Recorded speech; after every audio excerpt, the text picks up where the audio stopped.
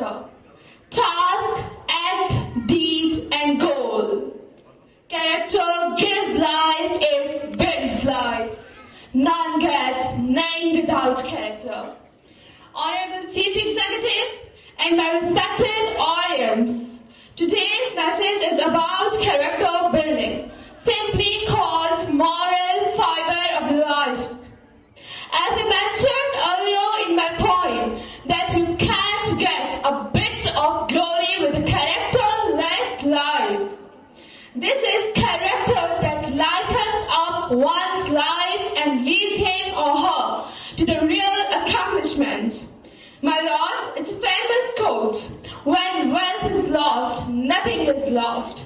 When health is lost, something is lost. But when character is lost, everything is lost. A life without character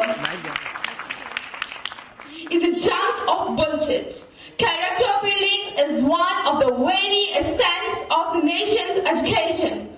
But unfortunately, we can't see a proper guideline in our syllabus, education system and teachers' behavior. I really want to make your minds to think that of higher and higher sky. If you do so, you will at least reach the sun of higher character. As Quranic states, that no doubt Muhammad sallallahu alaihi wasallam had a great character. Quran Kareem says, God made trees and the trees gave fruit. Fruitful tree feels proud against the bush. Seeds are tiny and have great ambitions. Palms boom out when the seed push. My lord, character is the only thing that evolves humanity, that evolves our personality, and that evolves us. Unless you are not on the way of a good citizen, you are a burden on the shoulders of society.